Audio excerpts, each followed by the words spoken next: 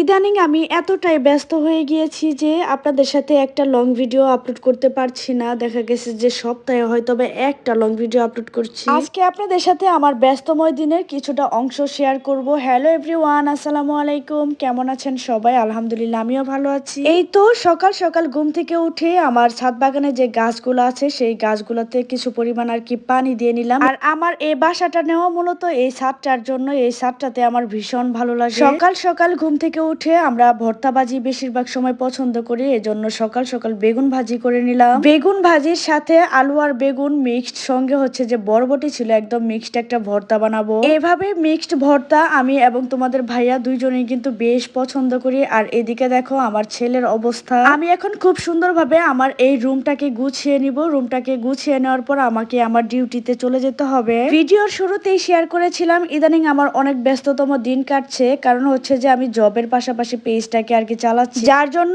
আমার একটু free time থাকে না। সারাটা দিন আমার কাজের মধ্যে পার করতে হয়। আমি একটা স্কুলে সহকারী শিক্ষিকা হিসেবে আছি, সেখানে দেখা যায় যে প্রায় 1টা থেকে 2টা পর্যন্ত সময় দিতে হয়, সকাল 7টা থেকে। এর বাহিরেও সংসারের সমস্ত কাজ, বাচ্চা সামলানো, বাচ্চাকে খাওয়ানো, হাজবেন্ডকে সময় দেওয়া, ঘরটর গোছানো, রান্না বান্না করা, সকল কাজই আমাকে একা হাতেই করতে হয়। এই তো তোমাদের সাথে কথা বলতে বলতে আমি দুপুরে রান্নার জন্য চলে এসেছি। অনেকে আবার ভেবে নিবা মহাপুর রোজার মধ্যে সকালে দুপুরে কি রান্না করছে। আসলে আমি হচ্ছে গিয়ে এই ভিডিওটা করেছিলাম রোজার আগে, ভয়েস ওভার দেওয়ার মতো একদমই সময় পাচ্ছিলাম না। তো আজকে যেহেতু স্কুলের হাফ ডে ছিল, তো তাই ভাবলাম ভিডিওটাকে এডিট করে ফেলি। তো যাই হোক, ডালটাকে ভাগার দেওয়ার পরে এখানে কিছু মলা মাছ আনা ছিল, তো সেই মলা মাছগুলোকে সুন্দর করে আমি ভেজে নিচ্ছি, কারণ আমার ছেলে যে কোনো মাছ ভাজি খুবই পছন্দ করে। আর এই ভিউটা ছিল আমার ছাদ থেকে বিকেলের ভিউ। আকাশটা ছিল একদমই মেঘাচ্ছন্ন।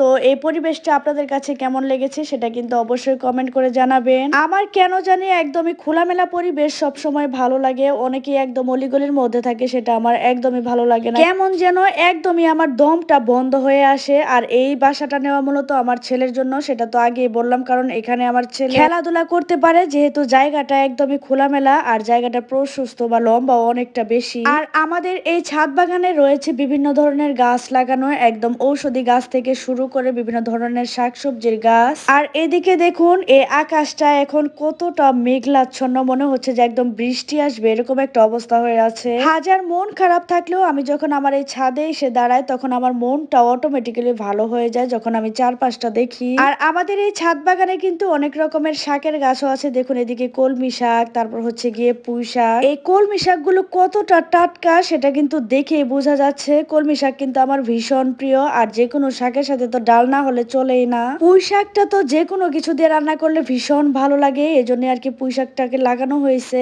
আজকের এই ভিডিওটি এ পর্যন্তই। তো আপনাদের কাছে ভিডিওটি কেমন লেগেছে অবশ্যই কমেন্ট করে জানাবেন, আর অবশ্যই ফলো দিয়ে আমার পাশে থাকবেন। আল্লাহ।